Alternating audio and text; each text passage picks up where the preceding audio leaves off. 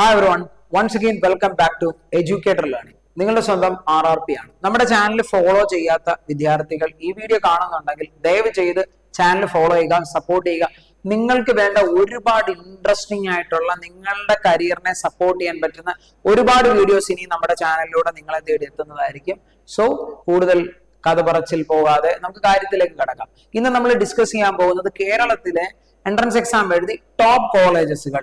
ഈ ടോപ്പ് കോളേജിൽ പഠിക്കണമെങ്കിൽ എത്ര ലാസ്റ്റ് റാങ്ക് വേണം, അവിടുത്തെ ഫീസ് എത്രയാണ്? ഫീസ് എല്ലായിടത്തും കോമൺ ആണ്. ഞാൻ ഗവൺമെന്റ് കോളേജുകളെ പറ്റിയാണ് ഡിസ്കസ് ചെയ്യുന്നത്. അവിടുത്തെ ക്യാമ്പസ് എന്താണ്, എത്ര സീറ്റ് ഉണ്ട്, ഓരോ കാറ്റഗറി വൈസ് ഏത് റാങ്ക് വരെയാണ് 2024 അഡ്മിഷൻ നടന്നിരിക്കുന്നത്, അങ്ങനത്തെ കാര്യങ്ങളൊക്കെ നമുക്കൊന്ന് മനസ്സിലാക്കി വരാം. കഴിഞ്ഞ വർഷം നടന്ന തേർഡ് ഫേസ് അലോട്ട്മെന്റ് വെച്ചിട്ടുള്ള കാര്യങ്ങളാണ് നിങ്ങളോട് ഡിസ്കസ് ചെയ്യുന്നത്. ഇനി അതേപോലെ ഒരു കാര്യം കൂടെ മക്കളെ, ഞാൻ നിങ്ങളോട് ഒരു കോട്ട് നിങ്ങളെ ഒന്ന് ഓർമ്മപ്പെടുത്താം. നിങ്ങൾ കേട്ടിട്ടുള്ള ഒരു കോട്ടാണ്, അതിന്റെ കൂടെ ആഡ് ഓൺ ഞാൻ കുറച്ചുകൂടി ചെയ്യുന്നു. മുട്ടുവിൻ വാതിൽ തുറക്കപ്പെടും, മുട്ടിയിട്ടും തുറന്നില്ലെങ്കിൽ അത് ചവിട്ടി പൊളിക്കും ഞാനെന്ന് വേണം ഒരു എൻട്രൻസ് എക്സാം എഴുതാൻ പോകുന്ന വിദ്യാർത്ഥിയുടെ ആറ്റിറ്റ്യൂഡ് എന്നാണ് ഞാൻ പറയുന്നത്. ചിലപ്പോൾ നിങ്ങൾ ഈ വർഷം എക്സാം എഴുതി, എക്സാം കുറച്ച് ഡിഫിക്കൽട്ടായി, പാറ്റേണിന്റെ ചേഞ്ച്, അപ്പൊ നമുക്ക് പ്രോപ്പർ ആയിട്ട് നമ്മൾ വിചാരിച്ച പോലെ എക്സാം അറ്റൻഡ് ചെയ്യാൻ പറ്റിയിട്ടുണ്ടാവണമെന്നില്ല, നമ്മൾ ഉദ്ദേശിച്ച റാങ്കിലേക്ക് എത്തിയിട്ടുണ്ടാവത്തില്ല. സോ നിങ്ങൾ ഈ വീഡിയോ ഇത് എനിക്ക് പറഞ്ഞിട്ടുള്ളതല്ല എന്നാ അങ്ങ് സ്കിപ്പ് അടിച്ചേക്കാം. അല്ല, നിങ്ങൾ സ്വപ്നം കാണുന്ന നിങ്ങളുടെ മെഡിക്കൽ കോളേജുകളും അതിന്റെ സീറ്റ്, അവിടുത്തെ റാങ്കാണ് ഞാൻ ഡിസ്കസ് ചെയ്യുന്നത്. ഉറപ്പായിട്ടും നിങ്ങൾ ഇത് കാണുക. ഈ കാണുന്നതിലൂടെ ഊർജ്ജം ഉൾക്കൊള്ളുക. ആ വീര്യം താണ്ടി ഈ വേനി കൂടെ കേറി അങ്ങ് പോണം. പിന്നെ അത് അവിടെ മാറ്റരുത്, അവിടെ നിൽക്കണം. നമ്മൾ 1, 2, 3 ട്രൈയില്, ഇപ്പൊ ചിലപ്പോൾ നിങ്ങൾ +1 +2 2 കൊല്ലം പഠിച്ചു, ആ കൂട്ടത്തിൽ പഠിച്ചിട്ടുണ്ടാവും. ചിലപ്പോൾ നിങ്ങൾ റിപ്പീറ്റ് ചെയ്തിട്ടുണ്ടാവാം, നിങ്ങൾ റിപ്പീറ്റ് ചെയ്തിട്ടുണ്ടാവും, എനിക്കറിയില്ല. നിങ്ങൾ പാഷനേറ്റ് ആണ്, നിങ്ങൾ ആത്മാർത്ഥമായി സ്വപ്നം കാണുന്നുണ്ട്. എന്റെ ജീവിതം ഒരു ഡോക്ടർ ആവാനുള്ളതാണ്, ഈ നാട്ടിലുള്ള ആൾക്കാരെ സർവ് ചെയ്യാൻ വേണ്ടി ജനിച്ചവനാണ് ഞാൻ, അല്ലെ ജനിച്ചവളാണ് ഞാൻ, എനിക്ക് ഡോക്ടറായിട്ട് ഒരു പിന്മാറ്റമുള്ളൂ, ഇതിൽ നിന്ന് ഒരു തിരിച്ചുവരവുള്ളൂ എന്ന് നിങ്ങൾ കോൺഫിഡൻസ് ആയിട്ട് വിശ്വസിക്കുന്നു. അതോടൊപ്പം ഹാർഡ് വർക്ക് ചെയ്യാനും കഷ്ടപ്പെട്ട് പഠിക്കാനും വേറെ ഒരു ഡിസ്ട്രാക്ഷനും ഇല്ലാതെ പഠിക്കാനും നിങ്ങൾ തയ്യാറാണെങ്കിൽ നിങ്ങൾക്ക് ഈ വീഡിയോ സമർപ്പിക്കുന്നു. നിങ്ങളൊരു ഡോക്ടർ ആവുന്നതിന് വരെ ട്രൈ ചെയ്യാവുന്നതാണ്. പക്ഷെ ഞാൻ ഒരു കാര്യം കൂടി ഓർമ്മപ്പെടുത്തട്ടെ, കേരളത്തിലെ ഏത് ഇൻസ്റ്റിറ്റ്യൂട്ടിൽ നിങ്ങൾ പോയി വർക്ക് ചെയ്തോളൂ, പോയി പഠിച്ചോളൂ. എന്നെ ഒത്തിരി പേര് വിളിച്ച് ചോദിക്കാറുണ്ട്, സാർ A or B ഏത് ഇൻസ്റ്റിറ്റ്യൂട്ടിൽ പഠിക്കണം, X or Y ഏത് ഇൻസ്റ്റിറ്റ്യൂട്ടിൽ പഠിക്കണം, ഇങ്ങനെയൊക്കെ എന്നോട് ചോദിക്കാറുണ്ട്.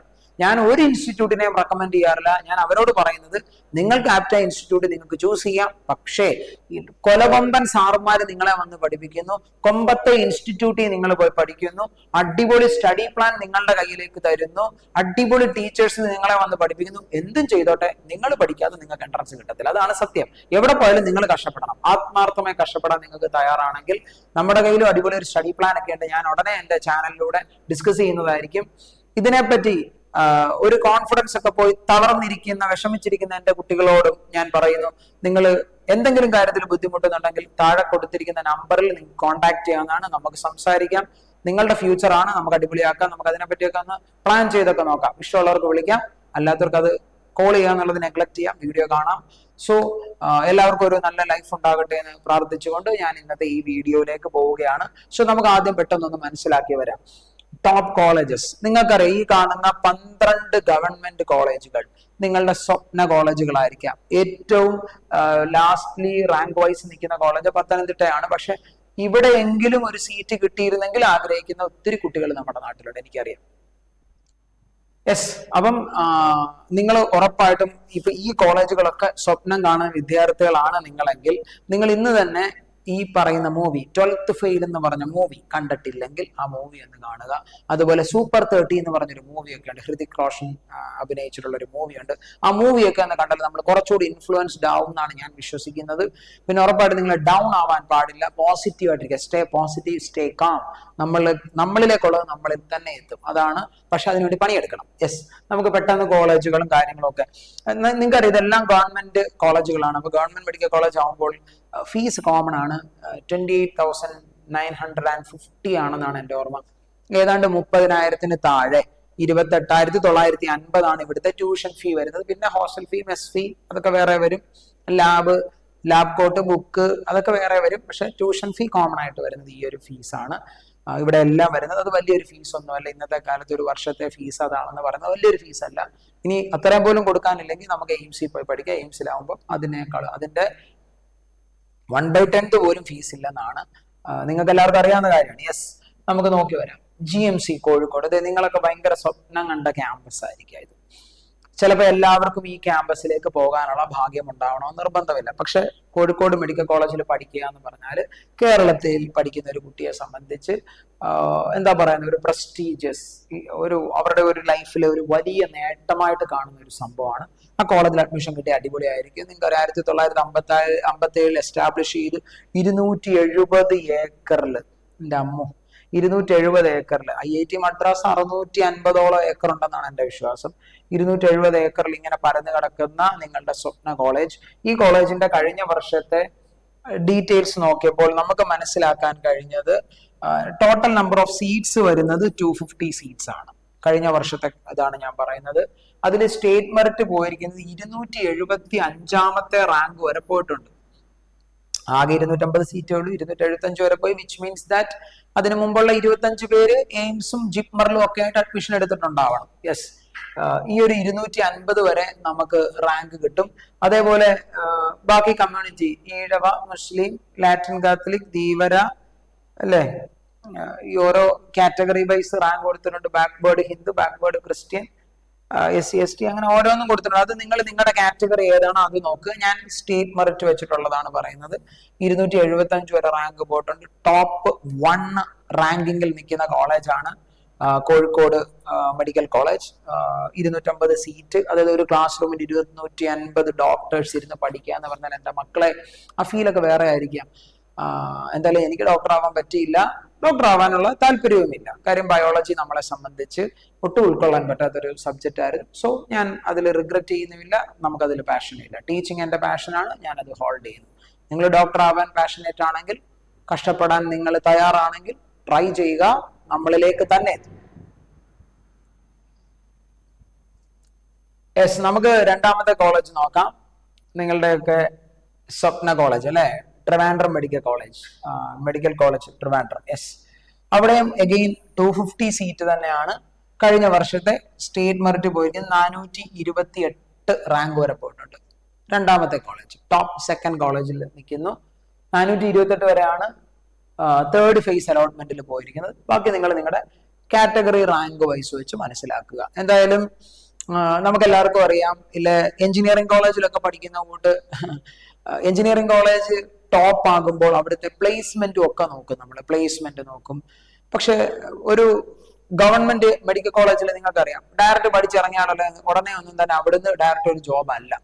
നമ്മളുടെ എക്സ്പീരിയൻസും നമ്മൾ പിന്നെയും എടുക്കുന്ന നമ്മുടെ ഫർദർ എന്താ പറയുന്നത്, നിങ്ങൾ ഇതിന് ശേഷം എന്ത് പഠിക്കുന്നു, നിങ്ങൾ എന്തിൽ സ്പെഷ്യലൈസ് ചെയ്യുന്നു, നിങ്ങളുടെ കൈപുണ്യം, നിങ്ങളുടെ സംസാരം, നിങ്ങളുടെ ബിഹേവിയർ, ഇതിനൊക്കെ ഡിപ്പെൻഡ് ചെയ്ത് നിങ്ങളുടെ ലൈഫ് സക്സസ് ആവുന്നത്.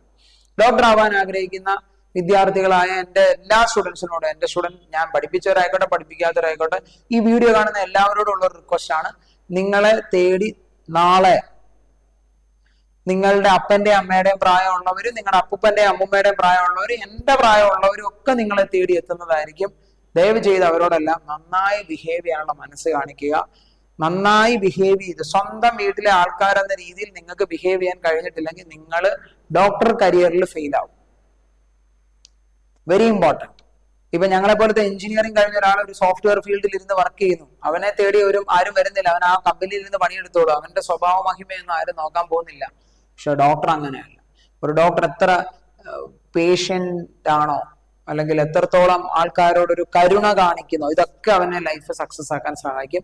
നിങ്ങൾക്കും അത് കഴിയട്ടെ എന്ന് ഞാൻ ആത്മാർത്ഥമായി പ്രാർത്ഥിക്കുന്നു. അതൊക്കെ ഉള്ളത് നല്ല കാര്യമാണ്. യെസ്, അടുത്ത നിങ്ങളുടെ സ്വപ്ന കോളേജ് കോട്ടയം മെഡിക്കൽ കോളേജ്. ഞാൻ ഇപ്പൊ കാണിച്ച 3 മെഡിക്കൽ കോളേജുകളിൽ ഞാൻ പോയിട്ടുണ്ട്. അസുഖമായിട്ട് പോയതല്ല, നമ്മൾ പഠിപ്പിച്ച സ്റ്റുഡൻസ് ഒക്കെ ഇവിടെ പഠിക്കുന്നുണ്ട്. കോഴിക്കോട് മെഡിക്കൽ കോളേജിലും ഇവിടെയൊക്കെ പഠിക്കുന്നുണ്ട്.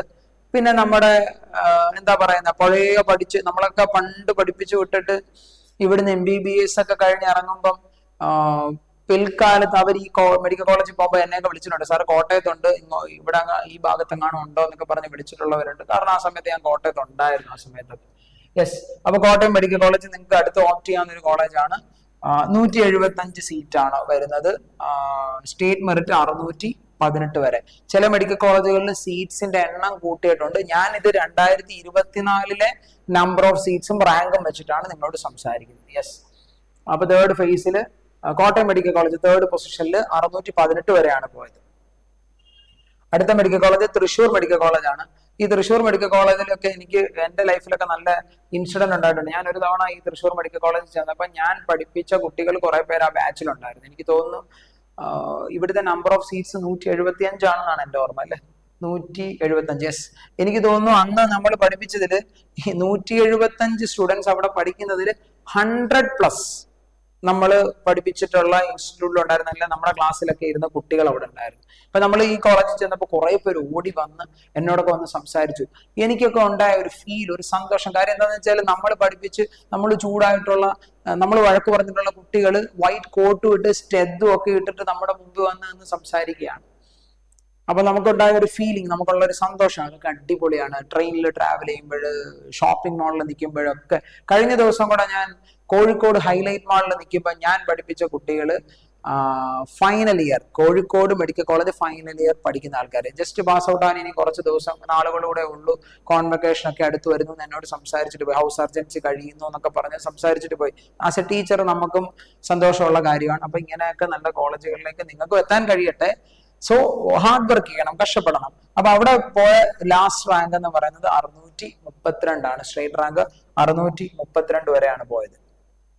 അടുത്തത് GMC ആലപ്പുഴ, ഞങ്ങളുടെ നാട്ടില്, ഞങ്ങളുടെ സ്വന്തം, ഞങ്ങളുടെ മെഡിക്കൽ കോളേജ് അടുത്ത പൊസിഷനിൽ നിൽക്കുന്നത്.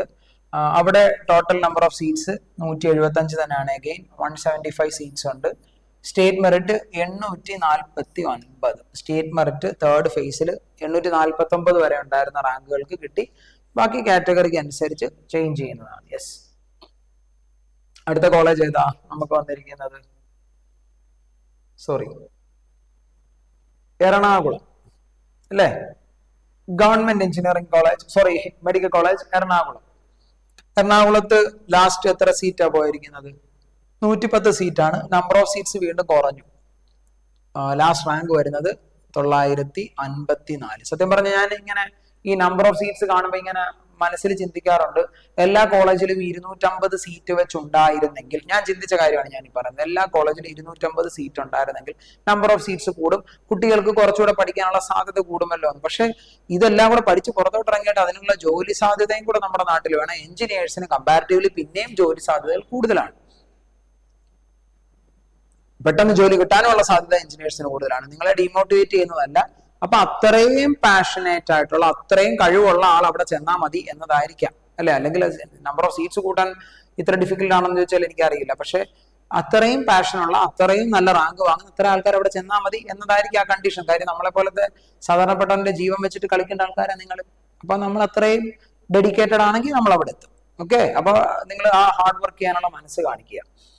ഞാൻ ഇടയ്ക്കിടയ്ക്ക് ഇങ്ങനെ പഠിക്കുന്നതിനെ പറ്റി വീണ്ടും പറഞ്ഞുകൊണ്ടിരിക്കുന്നുണ്ട്. GMC മഞ്ചേരിയിൽ 110 സീറ്റാണുള്ളത്. Last rank 950. നിങ്ങൾ ആലോചിച്ചോ, മഞ്ചേരി മെഡിക്കൽ കോളേജിൽ എത്തിയിട്ട് പോലും 1000 ടച്ച് ചെയ്തിട്ടില്ല. അപ്പൊ അത്രയും കോമ്പറ്റീഷൻ, ടൈറ്റ് കോമ്പറ്റീഷൻ ഉണ്ട് എന്ന കാര്യം നമുക്ക് ഈ റാങ്ക് ലിസ്റ്റ് ഒക്കെ കാണുമ്പോൾ തന്നെ മനസ്സിലാക്കാൻ പറ്റും. ഞാൻ സ്റ്റേറ്റ് മെറിറ്റ് മാത്രമേ പറയുന്നുള്ളൂ. അടുത്തത് GMC കണ്ണൂരാണ്. കണ്ണൂർ മെഡിക്കൽ കോളേജൊക്കെയാണ് ഈ കാണുന്നത്. കോളേജൊക്കെ ഒന്ന് കണ്ടോ? കാണുമ്പോൾ നമുക്കൊരു മനസ്സിനൊരു സന്തോഷം കിട്ടും. കോളേജിനെ പറ്റിയുള്ള ജസ്റ്റ് ബേസിക് ആയിട്ടുള്ള ഒരു ഡീറ്റെയിൽസ് ഞാനിവിടെ കൊടുത്തിട്ടുണ്ട്. ജസ്റ്റ് നിങ്ങൾക്ക് നോക്കാം. നമ്പർ ഓഫ് സീറ്റ്സ് 100 ആണ്, റൗണ്ട് ഫിഗർ ആണ്. ലാസ്റ്റ് സ്റ്റേറ്റ് മെറിറ്റ് പോയത് 947 ആണ്. സ്റ്റിൽ 1000 ടച്ച് ചെയ്തിട്ടില്ല. യെസ്, അപ്പൊ ആ ഒരു റാങ്കിങ് ഒക്കെ കാണുമ്പോൾ തന്നെ നിങ്ങൾക്ക് മനസ്സിലാവും ഇതിൽ എത്രത്തോളം കോമ്പറ്റീഷൻ ഉണ്ടെന്നുള്ള കാര്യം നമുക്ക് ഈസി ആയിട്ട് മനസ്സിലാക്കാൻ പറ്റും. GMC Idukki medical college. Idukki medical college ഞാൻ പോയിട്ടുണ്ട്. രസമാണ്, നല്ല കാടുംപടലൊക്കെ ഉള്ള സ്ഥലമാണ്, നല്ല രസമാണ്. ഇച്ചിരി കയറിയൊക്കെ പോകാനുണ്ട്, അല്ലേ? അടിപൊളി. എന്തായാലും state merit last rank details നെറ്റിൽ തപ്പിയിട്ട് കിട്ടിയില്ല. 100 സീറ്റാണ്. എന്തായാലും റാങ്കിങ്ങിൽ ഞാൻ കൊടുത്തിരിക്കുന്ന ഇടുക്കി, തൊട്ട് മുമ്പ് ആരായിരുന്നു? Kannur medical college. അപ്പം അറൌണ്ട് 1000 റേഞ്ചിനകത്ത് തന്നെ ആയിരിക്കും അവിടെയും പോയിരിക്കുന്ന ലാസ്റ്റ് റാങ്ക്. ഒബ്വിയസ്ലി 1000 അല്ലെ 1000 സംതിങ്. അടുത്ത GMC കൊല്ലം. 1000 പോയിട്ടില്ല. കാര്യം അടുത്ത റാങ്കിങ്ങിൽ വന്നത് 952 റാങ്ക് വരെ പോയിട്ടുള്ളൂ, അല്ലെ? 110 സീറ്റാണ് അവിടെ അവൈലബിൾ ആയിട്ടുള്ളത്. സ്റ്റേറ്റ് മെറിറ്റ് 952 വരെ പോയിട്ടുണ്ട്. ബാക്കി കാറ്റഗറി വൈസ് നിങ്ങൾക്ക് ഓരോന്നും അറിയാം. ഈഴവ, മുസ്ലിം, നിങ്ങൾ നോക്കുക. SC ST എല്ലാം കൊടുത്തിട്ടുണ്ട്. ബാക്ക്വേർഡ്, ക്രിസ്ത്യൻ, ഹിന്ദു എല്ലാം കൊടുത്തിട്ടുണ്ട്. അതിനനുസരിച്ച് നിങ്ങൾ നോക്കുക. അടുത്ത GMC പാലക്കാട്. പാലക്കാട് മെഡിക്കൽ കോളേജൊക്കെ എസ്റ്റാബ്ലിഷ് ആയിട്ട് അധിക കാലം ആയതല്ല, അത് നിങ്ങൾക്ക് അറിയാവുന്ന കാര്യമാണ്. ഒത്തിരി ഓൾഡ് അല്ല. നമ്മുടെ പഴയ ഗവൺമെന്റ് മെഡിക്കൽ കോളേജുകൾ വെച്ച് നോക്കുമ്പോൾ 100 സീറ്റ്സ് അവൈലബിൾ ആയിട്ടുണ്ട്. സ്റ്റേറ്റ് മെറിറ്റിന്റെ റാങ്ക് കൊടുത്തിട്ടില്ല, പക്ഷെ മറ്റു കമ്മ്യൂണിറ്റികളുടെ റാങ്ക് കാണുമ്പോൾ നമുക്കറിയാം സ്റ്റേറ്റ് മെറിറ്റും ഏതാണ്ട് അതിനോട് അടുത്ത് തന്നെ നിൽക്കും, ഓൾമോസ്റ്റ് അടുത്ത് തന്നെ നിൽക്കും.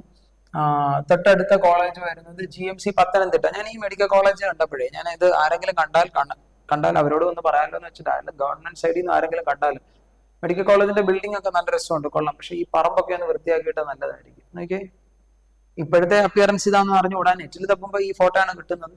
ഈ പറമ്പൊക്കെ ഒന്ന് വൃത്തിയാക്കി ഇവിടെ ഇന്റർലോക്ക് ഒക്കെ ഇട്ട്, ഹോസ്പിറ്റലല്ലേ, അപ്പം ആൾക്കാർക്ക് കുറച്ചുകൂടെ നല്ലതായിരിക്കും തോന്നുന്നു. അത് ഗവൺമെന്റിനോട് പറഞ്ഞതാണ്. എനിക്കറിയില്ല ഞാൻ ഈ പറയുന്നത് തെറ്റാണോ എന്ന്.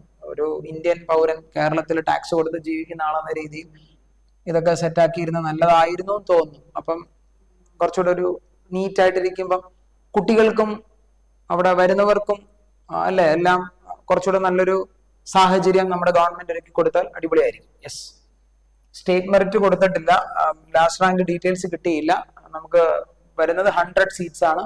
എന്തായാലും 1000 സംതിങ്ങിലേക്കായിരിക്കണം ആ റാങ്ക് നിൽക്കാനുള്ള സാധ്യത ഉറപ്പായിട്ട്. അപ്പൊ പ്രധാനമായിട്ടുമുള്ള 12 മെഡിക്കൽ കോളേജുകളുടെ ലിസ്റ്റും അതിന്റെ ഡീറ്റെയിൽസും കാര്യങ്ങളുമാണ് ഞാൻ ഡിസ്കസ് ചെയ്തത്. മക്കളെ ഒരു കാര്യം മനസ്സിലാക്കുക, നമ്മൾ ആകെ ആ ക്യാമ്പസ് കണ്ടു, നമ്പർ ഓഫ് സീറ്റ്സ് കണ്ടു, ഏത് റാങ്ക് വരെയൊക്കെ പോയി. നിങ്ങൾക്ക് മനസ്സിലായി കാണും, ആദ്യത്തെ 8 9 കോളേജ് വരെയും സ്റ്റേറ്റ് മെറിറ്റ് ജനറൽ കാറ്റഗറിയിൽ നിൽക്കുന്ന സ്റ്റേറ്റ് മെറിറ്റ് 1000 ടച്ച് ചെയ്തിട്ടില്ല. ഇനി നിങ്ങൾ അതല്ലാതെ വേറെ ഇതിൽ ഏത് നോക്കിയാലും, അല്ലാതെ മറ്റ് കാറ്റഗറിയിലോട്ടൊക്കെ പൊക്കോളൂ, അവസാനത്തെ 10 മെഡിക്കൽ കോളേജ് എത്തുമ്പോഴും 1000 സംതിങ്ങിലേക്ക് തന്നെയാണ് പല കാറ്റഗറിയുടെയും റാങ്ക് നിൽക്കുന്നതെന്ന കാര്യം നിങ്ങൾ മനസ്സിലാക്കുക. അതായത് അത്രയും നല്ല റാങ്ക് ഉണ്ടെങ്കിലേ നമുക്ക് കേരളത്തിലെ നല്ല ഒരു മെഡിക്കൽ കോളേജിൽ പഠിക്കാൻ പറ്റത്തുള്ളൂ. അപ്പൊ അങ്ങനെ പഠിക്കാൻ പറ്റിയാലുള്ള ഗുണം എന്താണെന്ന് വെച്ചാൽ, ഒരു വർഷം 30,000-നകത്ത് നിങ്ങൾക്ക് ഫീസ് അടച്ചാൽ. മറിച്ച് നമ്മളൊരു പ്രൈവറ്റ് കോളേജിലേക്ക് പോകുമ്പോഴത്തേക്ക് നിങ്ങളുടെ ആനുവലി ഉള്ള ഫീസ് 7 ലക്ഷം, 8 ലക്ഷം, 10 ലക്ഷം, 12 ലക്ഷം ആ കോളേജ് ഡിമാൻഡ് ചെയ്യുന്നതിനനുസരിച്ച് നിങ്ങൾ കൊടുക്കേണ്ടി വരും.